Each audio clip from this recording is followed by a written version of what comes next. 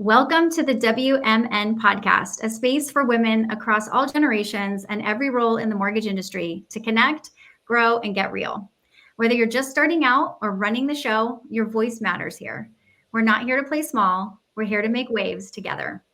I'm Amy Hulett. I've been in the wholesale lending space for over 25 years and most recently have joined Arrive in their sales team and growing their lender marketplace. I love working with brokers. I understand their entrepreneurial mindset. I love partnering with lenders and just really bridging the gap between tech and how we all interplay together. So super excited to be part of this group. And with me, I also have Aria. Hi, everybody. I'm Aria James. I am a mortgage broker with Edge Home Finance. I have been part of the broker community and part of AIME for about 6 years now. So I'm excited to be here, and we're going to have fun today. We are going to have a lot of fun. We have a really cool topic that I think means a lot to us as people, but as women, because we have a lot of different roles that we play in our lives. I think authenticity is something that we're always trying to strive for, and that can feel hard to do at times just because we are showing up in so many different ways. And so really the first thing we want to talk about is just what is authenticity. And at its core, it really means being true to yourself and acting in accordance with your own values. So that means we need to understand who we are, right? And then align with those and how we show up with others. Authentic people instill a sense of trust in us. And you trust what they say, and they do based on how they think and feel. So that alignment is important in order to be able to show up authentic. So we want to work with people and know people that we trust, so learning how to show up authentically is important to build both personal and professional relationships. So we're going to dive into how to be authentic in different areas in our lives. And Ari and I have kind of brainstorm some areas in which we think are relevant to us, one being our personal relationships, whether they be close friends, our partners, our spouses, but also networking events. These are things that we are going to all the time, and we're going to discuss how to kind of show up authentically there and make the most of those. And then lastly, we're going to dive into social media and how Aria specifically has learned to be authentic and ways to show up in that realm so that can help your business and connectivity in that space as well. So super excited to get started. So Aria, if you can kind of walk us through the personal and friends aspect of this. So I want to say too, so when we're just talking about authenticity in every area, I think one thing that's really important is for us to be vulnerable. I don't think it's just about honesty and showing your true colors, but also being vulnerable in those moments where you might show a little bit more of yourself than you would normally. So I think that's something that's important in all of these different areas we're going to discuss.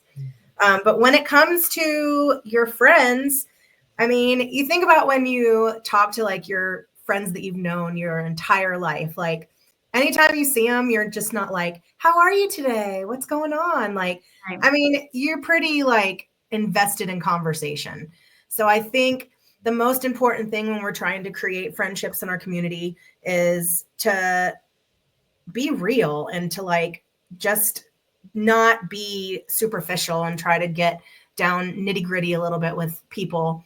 Don't have, just surface conversations pretty much. What do you think? Yeah, I think that asking better questions is something that we can do a lot, right? You're talking about meeting with a friend. We get past hey, Lori, I'm so good to see you. But you're catch me up on this. What's going on in your life? You're instantly getting into the highs and lows. And I think that is something that if we can find a way to get there authentically, that feels comfortable with those people, right? If it's appropriate, is how can we get past the surface stuff and ask more meaningful questions to where we can actually share things that are going on in our real life, whether it be personal or professional wins, but asking questions such as, hey, what's been the best thing happening in your life? If you had any major wins lately, anything that's really been exciting you, what's working for you? I mean, those are great things because instantly, depending on who we are, we might jump to something professionally and then we can absolutely relate to that and, be a cheerleader for them and celebrate that or ask questions about how they got there. How did that work for them? But it may also be like somebody willing to share something that's not so great. And that can open up that vulnerability of being able to connect with them as a human, right? Maybe a college, for sure. not to college, or, something's happening in their life that they are spending a lot of time and energy with. And that allows that space, to be able to tap into. So I think I've been able to create some really great friendships in the broker community, in the AIME community, and in the Women's Mortgage Network. And I think a lot of that has to do with really getting to know each other when we're at these events. We have Fuse coming up. And so it's such a great opportunity where we can get together and, we're going to spend a whole weekend with some of these ladies, most of them. And so being able to just be intentional with our conversations and really learn about people, like you said, ask those questions. And I don't want to just know what company you're with and your name. Like, I really want to know, like, why do you love this business? Like, even getting into details like that. What do you want to accomplish in your life? And, learn about people's, we're from all over the country. So learn about each other, most of my broker friends that I talk to on a regular basis, like, I know what goes on in their families every day. Like, I have some best friends in this community, and it's because we've built these relationships with authenticity. Yeah. And I think the key is definitely being vulnerable and taking interest. But I think too, I've had some friends show their authenticity in ways sometimes. And one thing that comes to mind is being asked, like, is there anything I can do to support you? Is there anything I can do to help you in your life right now? Like, being willing to give your time and energy to someone, even if you're just getting to know them.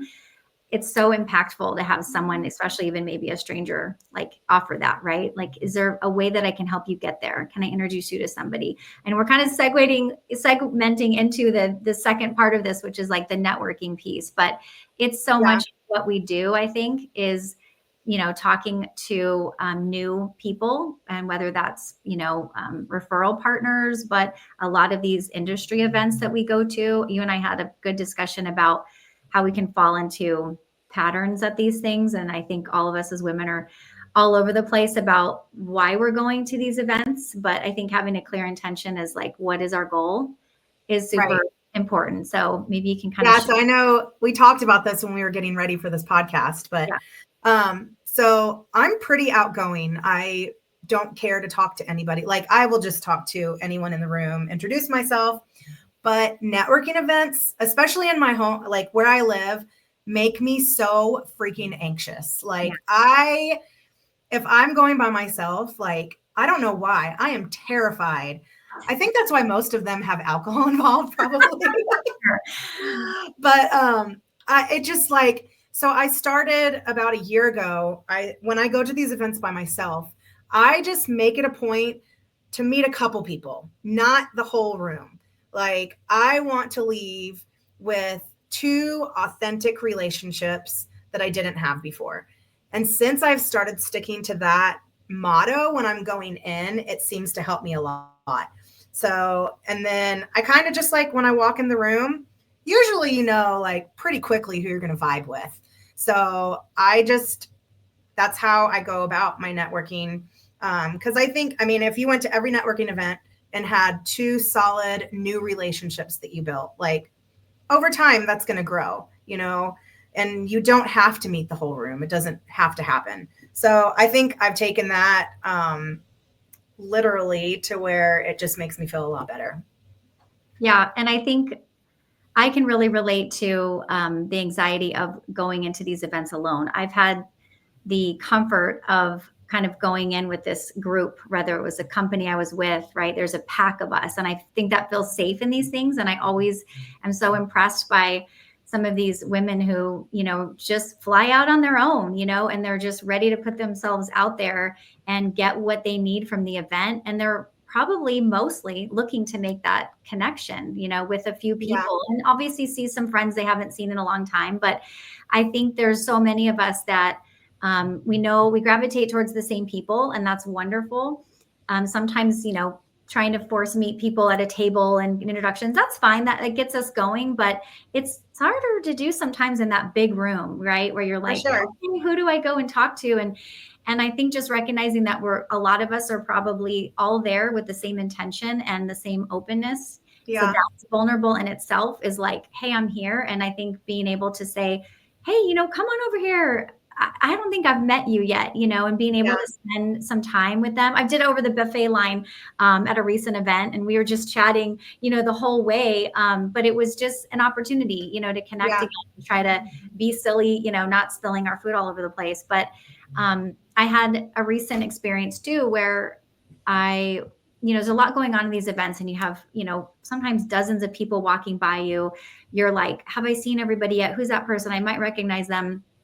And I think like being intentional with your energy with that person is super important to be in order to be authentic, meaning I've been guilty of it. I'm standing there, I'm like listening to someone they're talking about whatever. There's a lot of background noise. There's people walking by, high-fiving, maybe come and give you a hug. It's like super disruptive, right, to that conversation. And I think sometimes that's challenging to figure out how to like want to engage with all these people, but is that necessary in those moments, right? If we really are trying to like get to know somebody new, like taking 10, 20 minutes to like really get deeper with them and figure out what's going on in their life. Why are they here? What's their background? What makes them tick? Like asking those meaningful questions, but actually giving them the attention. I've felt so much more from that experience than like putting the pressure on myself that I need to see everybody. I need to take a picture with and shake everyone's hand and like go give everyone a hug.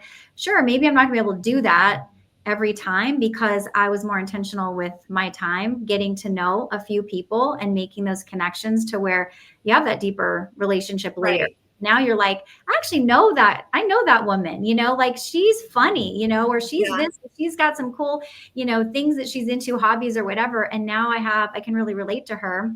For sure. Of this event, and that's so meaningful to us. I think it's just easy to get distracted, and I'm guilty of that, but I've been trying to be more intentional with focusing and being present with someone and really listening to them. Yeah, I love that. I mean, I think it's important to mention too that if you are one of the people in the room that knows everybody, make sure you make the new people feel comfortable too. Right. The first broker event I ever went to was at EPM, and it was in Atlanta, and I did not know anybody. I went there by myself, and it was right after COVID. And I went and I met Carrie Cole with EPM. She was like the first person, and she made sure that she made me feel so comfortable in that room. She introduced me to so many people. She asked about my family, my life. I mean, she made me feel seen, and it really played a major role in my growth in the broker community. So I just want to put that out there for some of us that have been in the community for a long time and know each other. Let's not just use it as like when we go to Fuse and we're at the WMN event. We don't want to just say hi to each other and catch up. Like we want to make sure to include all the new people in the room and make sure that we're authentic with them and they feel seen and heard as well. It's true. I think a lot of these events can just feel cliquey, right? Like you're just a bit on the outside. You don't have all the experiences. You don't have the years of coming to the same event with the same group. And I think most women are amazing and don't intentionally try to put out that vibe or that energy. But there are definitely women that feel that like, okay, well, they clearly have this closeness, right? They have these experiences. And I think it is important for us to remember that we were that person at one time. And like, even though we may not feel like we need that, or we maybe even like consciously have the bandwidth for it, like it's important to bring someone into that fold. And again, recognize like, oh, this person is kind of not tethered to anyone, right? And they're here. Right. Invite them in, come sit with us. Tell me about you, like I want to get to know you. And I think it will make our group, so powerful, and these events so much more inviting. And they have been going that direction for sure. But I do think we get kind of caught up in like, who we know the people, that our titles, what we're representing there. And that can be intimidating for other people who are like, I don't really care about your title or what, like, I'm just here to learn, I'm here to I'm here to gain from what you know, and I'm here to absorb whatever, goodness I can, and make this a great experience. For sure. That's Well, great. cool. Well, you have a ton of experience on social media, and I would love for you to share, what that journey was like. If you can kind of start us from the beginning, honestly, because I feel like there's still a lot of women who have not started this journey, and probably need to. So maybe start from the beginning, like social media and how to be authentic. So social media is tough, man. I mean, it was a different ball game when I started. Now it seems like a lot of people are into it. So it's really important when we're in front of the camera that people see you as being authentic. They want real people. That is who they want to connect with. So it's funny. I mean, I don't do them anymore. I have people ask me about them all the time. But for several years, I did a video series, and I had an alter ego. It was Miss James, and she was real country, and she did everything wrong that there possibly was with lending. And it was really fun. Can we find these? Is this like? Yeah, you can. You're totally, yeah. They're on TikTok. They're on Instagram, Facebook, all of it. You have to go back a little bit because it's been about a year since I've been doing them. Okay. But oh my gosh, it's honestly like, so I grew up in Tennessee, so it's like my countryside. And so it's really how things are. And people really loved it. So that was one thing that I did to like build, a base a little bit. But one thing that just helps me be authentic and intentional is when I'm on social media, I reach out to people directly to find out about them. I comment on even all my clients. After I close a deal, I add them to my Facebook if they're on there.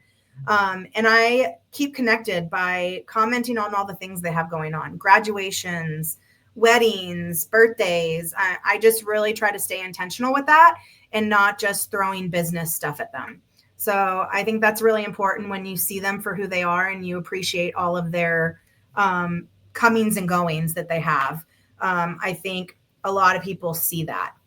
Can I ask you, do you intentionally go and connect with every client, realtor? Like, do you go and look for their social media pages and connect with them as a friend, or do you use discernment for that as far as like crossing boundaries? I don't know. Everyone has different takes. Yeah. On No, I do every time. Anytime I have a new client that I'm working with, or if it's a new agent, like on the selling side, I automatically always go and see if they're on social media and request to follow them.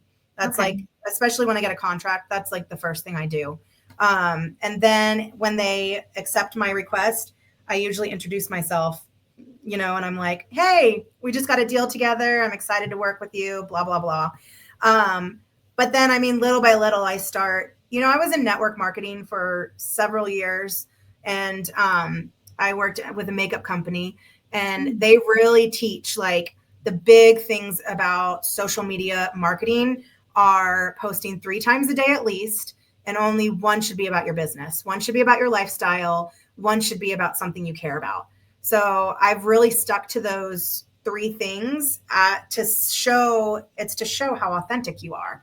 I mean, and that's where vulnerability comes in too. I appreciate so much when I see people online that share videos of things that are hard or mistakes that have happened or different things. I appreciate that so much because it shows people's true self. And I think it helps build people's confidence in you. So how much time a day would you say, if on the days how many days you go on social media, but how much time are you really putting into this engagement? It might vary, but it sounds like it's a bit of a commitment, right? And it's worth it. Yeah. So what does it look like?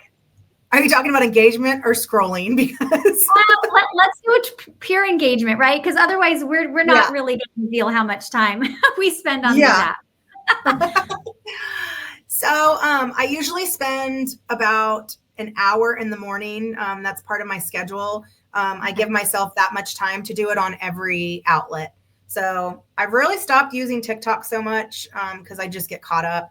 I prefer to stick to Instagram and Facebook. So I go to each and I make sure to like comment on 10 people that I know, comment on their stuff, and send a couple DMs, send happy birthday messages. It usually takes me about an hour, but that's what I spend on doing that portion, just to make sure I have it like dialed in. And that's kind of the reason, is to stay top of mind, right? But then Correct. also so that they can maybe recognize you in your posts and then resonate with Absolutely. what you're posting. Yeah. And the more you post on people's, the more you comment on their stuff, the more, especially if you send them DMs, if you do that, you're automatically going to show up in their algorithms all the time. So it helps keep you in front of them too. Yeah, that makes sense. You gotta trick the algorithm, or at least find the algorithm as much as you can. Yes. So when I first started in, I guess, posting video, because I think there's one thing to like post a picture and say something and be authentic. I think it's really scary to post a picture of yourself that's not super curated and like to your, degree of acceptability. Like, I look good, I feel good, or feel pretty, I feel whatever I want to portray in this picture. And I think a lot of us get really caught up in the judgment of that. And the reality is like, this is what we look like. And sure, we have bad pictures, we have good pictures. We can absolutely use judgment on what we want to post. That's our prerogative and choice. But I think a lot of women shy away from that because they're so much more critical on themselves about what they're, what they think they look like, when reality is like, you look like you, I look like me. We're going to have a good hair day, bad hair day, whatever. But not showing up because of those things is missing the whole point, right? Because the first part of it in being authentic is showing up, right? As you are. As you are. Yeah. Some of the biggest influencers that I follow do that. And I think that's why I appreciate them so much. And I'm sure a lot of other women feel the same thing about who they follow, is that they're not always dressed to the nines. They don't always have the greatest picture. Like, I follow this one girl on social, she's on Instagram, and like she shows her stretch marks and like what she's gone through about having babies and her fupa. And I think it's like the greatest. And I'm like, this is what people need to see, not that perfect, 10 size 1 model in every picture. That's not, that doesn't get it done these days. And, I prefer that. Like, I like it when people cuss on social media. I like it when they, raw. Tell you like it is, just the raw. That is the stuff I watch. So if that's the stuff I watch, and I'm sure it's the stuff others watch, why wouldn't that be how we are, And one thing, when I do post videos, I never watch them. I never watch them. You're like an actress that is like winning the Golden Globes and like, I haven't seen the movie, I've heard it's good. Yeah, I know. Like, because you'll probably tear it apart and delete it, right? You'll be like, 100%. Oh, let's do that one more time. I should have said XYZ, or that I made a weird face or whatever. And that's, I think the point is like, show up, be real. It's like progress over perfection. The progress is doing the work, making the posts, putting yourself out there. And I think we're so much more relatable when we are vulnerable. I think you and I talked about like being vulnerable allows someone else to be vulnerable. And so when we have our guard up and we're like presenting this curated version of ourselves because we want to be seen a certain way, it's definitely going to put the other person's guard up. Or if they're really authentic, they might instantly see that and be like, okay, I'm having trouble connecting here. You know what I mean? Like, get more real. You never know if it's something that you've gone through that you can be vulnerable about. You never know who's watching that, and you never know if it's speaking to them. So, I mean, that's something that you may be the one person that somebody needs to hear from that day. You just never know. And that it's never going to happen unless you're willing to be vulnerable in those situations. Yeah, absolutely. I think we don't need to post or speak to someone for the masses, right? It's like, again, it's that, who am I speaking to? Is it just even that one person? How am I being authentic? Great. If hundreds people see it and resonate with it and love it and whatever. But if that's the goal, your message is going to be skewed, and it might be inauthentic, right? If you're like really trying to like, again, appeal to a ton of people, right? And so it's more about like one and also connection. I mean, also you might not be for everybody, and that's okay.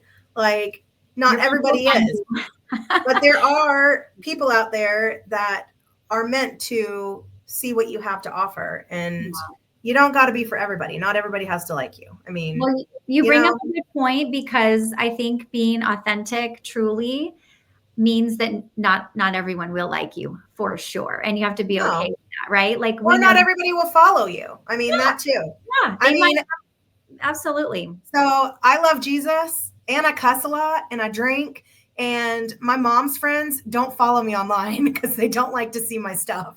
So, I mean, but do you know what? It's okay. Like, that doesn't bother me. You're being authentically you, right? Yeah. You're not here to please them. And if you can sleep at night and this is how you're showing up, your people find you. Right? Your people that are like, that's my girl. You know, I totally identify with her. I like her realness. The other people fall away, for sure. Well, we covered a lot. This has been fun. Yeah, this has been super fun. I don't know if there's anything else we've missed here other than just, I think, really emphasizing that being more personal and, you know, being willing to be imperfect, actually caring and listening is super important. And then, you know, taking action, not being fearful of those things, putting yourself out there. Also, if you are that person that has an opportunity at an event to invite somebody in, making that connection and making them feel seen and heard is super important to be able to allow them to be authentically themselves as well, right? Because we're just accepting them exactly as they are, no matter, you know, really why they came from. They're here, and I want to get to know you, and that just feels really good, I think, in these industry events as well. So yeah. So thanks, Amy. This was so fun. This was so fun. I'm going to close this out with this last little sentence, and then we're going to do a quick plug. I'll have you do a quick plug on some events that are coming up our way with AIME and WMN, excuse me. So authentic conversation doesn't mean having all the right words. It just means showing up, being curious, choosing to care. And when we do that, whether it's a 10-minute chat or a really long dinner, we leave people feeling seen. And honestly, that's everything. So thank you for seeing us today and taking the time to be with us. And with that, I'll let you close it out. Yep, that's a wrap on this episode of WMN Podcast. And for those of you who made it to the end, keep showing up, keep speaking up, and keep stepping into your power, because this industry needs more of you. We'll be back soon with more voices, more truth, and more impact. You can support the show by hitting the like button if you're watching YouTube, and subscribing to our podcast on YouTube, Spotify, or Apple Podcast. And if you haven't already, don't forget to join our Facebook group by searching Women's Mortgage Network on Facebook. Thanks, guys. We had so much fun, and we will see you next time. Thank you.